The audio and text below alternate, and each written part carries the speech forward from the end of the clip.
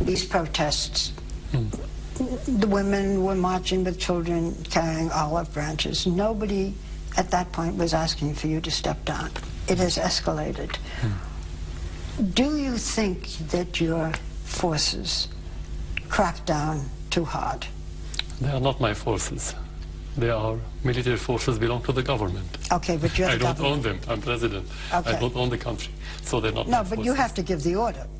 No. We have in the Constitution, in the law, the mission of the institution to protect the people, to stand against any chaos or any terrorist. That their job, according to the Constitution and to the law of the institution. The crackdown was without your permission? What do you mean by crackdown? The reaction to the people, some of the murders, some of the things that happened. No, there's a difference between having policy to crack down and between having some mistakes committed by some officials. There's a big difference. For example, when you talk about policy, it's like what happened in Guantanamo when you have policy of torture, for example. We don't have such a policy to crack down or torture people. You have mistakes committed by some people, or we have some allegations about mistakes. That's why we have a special committee to investigate what happened. And then we can tell, according to the evidences, you have mistakes or not. But as a policy, no, we don't have. Have there been mistakes made in this crackdown, yes? No, self-evidently, yes, for one reason, because when you don't prepare yourself for a new situation, you're going to make mistakes. Okay. Have the people who made the mistakes been found accountable? Have they been punished? Some of them, yes, according to the evidences. But you cannot punish anyone according to rumors or allegations. So this is judicial committee, independent judicial committee. It's its job to detain people if they are guilty and to send them to the court for prosecution. To the protesters. Do you think that the crackdown in the beginning was too much? As I say, it's about personal mistakes, not about policy. There was no policy of cracking down. There was policy of facing the terrorists. When you have militants, you have to face the militants. You don't allow in the United States to have militants. And remember what happened in Los Angeles in the 90s when you sent the army to the city to face the terrorists. Did the same. In our protests, we don't kill people, and we have press seeing it all. But nobody knows yet who killed the people. Because the same question, who killed the 1,100 soldiers? If you don't know who killed those, you can tell who killed the civilians. The crackdown in the beginning, the brutality, do you think it went too far? I cannot tell you this without the evidence. You ask me to tell you according to rumors or to reports. It's not enough for me as president.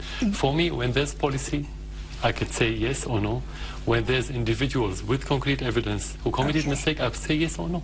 Did you give the order for the crackdown? No, we give the order to implement the Constitution and the law. That's the order, and that's the job of the president. But who gave the order to react against the protesters? You don't need order, because this is their job. Well, somebody had to say, you know, use guns. Somebody had to say there are arrests. No, there was even written not to use guns. That's why I said it wasn't policy. Their job is to prevent people, like any other country. You have their own means. They have these plastic stick things. Whenever they used machine guns against civilians, this is breaching of the law. It happened. In some cases, yes, and they were caught and they were detained. I mean, I want to make this clear. You say that the country in general is stable. Certainly, we see here in Damascus, since we've been here, it's business as usual. But there are areas of this country, an hour and a half away, in which there is still fighting, in which there is still protests. That's true. Do you see that as something important, people fighting for their freedom, or do you see it as a little something here and a little something there? No, you have different components. Not everybody's fighting for the freedom. You have people who want freedom, and that's why we have reform, because we recognize those people. And most of the people that they need freedom, they didn't demonstrate. Not everybody in the street demonstrating for freedom. You have different components. You have extremists, religious extremists.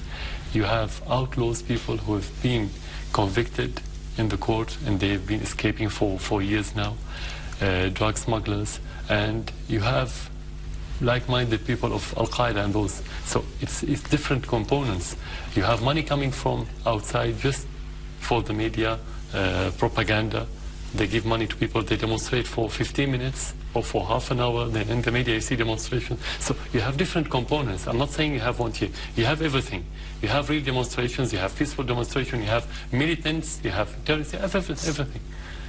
In the same place sometimes. Mr. President, you have people an hour and a half away from here protesting. You have people who have been killed and people who have been tortured, and still they're protesting. And you say you have the support of your people? No, you are mixing between the protesters and the killing. It's different.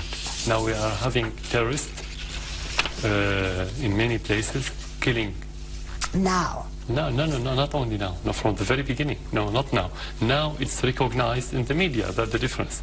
But from the very first few weeks, we had those terrorists. They are getting more and more aggressive. They've been killing. We have over 1,100 soldiers and policemen killed. Who killed them? Peaceful demonstrations? This is not logical. This is unpolitical. Our view is there were peaceful protesters. They were killed. Some were tortured. It was a brutal reaction. Are we wrong in thinking that? Every brutal reaction was by individual, not by institution. That's what you have to know. Not by institution. Institution means policy. We don't have policy. We don't have institution that kill people or give order for brutal reaction. This is individual, and that's what I describe as individual mistakes. But not by your command? No. We don't have no one's command. There was no command to kill or to be brutal. So that was individual people or individual overreacting? That depends, because when you have chaos in some areas, anyone could make this mistake or committed crime or aggression or whatever. Do you think it's the biggest misconception that my country has of what's happening here, if indeed there is a misconception? Misconception about a lot of things I cannot tell you, because it's so many facts, distorted facts, you have them in the media. But the most important thing, as accumulation of these facts, you don't have vision. The problem with the West in general, especially the United States, they don't have vision about, at least my region. I wouldn't talk about the rest of the world. Failing in Iraq, failing in Afghanistan, failing in fighting terrorism. The situation is getting worse and worse in the rest of the world. The question you ask as American, what did you get? Where did you win? Well, you spend trillions where you could spend a few hundred of millions and get better results. So that it harms your interest, but at the same time, it harms others' interests. So this is the misconception, I think. Dealing with the protesters, what is the misconception, if there is any, about the protests? Yeah. That's what is being focused on now. Okay. We don't kill our people. Nobody kill, no government in the world kill its people unless it's led by a crazy person. For me as president, I became president because of the public support. It's impossible for anyone in this state to give order to kill people. We have militants, those militants killing soldiers and killing civilians. This morning we lost 9 civilians killed in Homs, in the middle of Syria, and they are supporters. Most of the victims are government supported. That's something they don't know. They think every civilian is demonstrator and every civilian is against the government. Last week, an independent United Nations commission who interviewed more than 225 people issued a report. What it said was that your government committed crimes against humanity. And they went on: torture, rape, and other forms of sexual violence against protesters, including against children. What do you say to them? I mean, what I'm saying again and again is that protesters were beaten. Things happened to them. Do you acknowledge that? Do you acknowledge what the UN said? Very simply, I would say send us the documents and the concrete evidences that you have, and we'll see if that's true or not. You have a lot of allegations now. Did the UN not send you these documents? Nothing at all. You mean the first you're here? They don't have even the names. Who are the rape people, or who are the torture people? Who are they? We don't have any name. They didn't. But they've issued... Sorry? Mr. President, they have issued this report. They have accused you and your regime. According to what? Well, according to what they said, it's 225 people, witnesses, men, women, children, whom they interviewed and identified.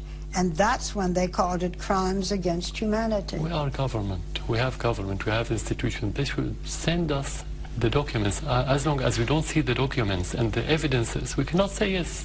That's normal. We cannot say just because the United Nations. Who said that the United Nations is a credible institution, first of all? Who says that the United Nations...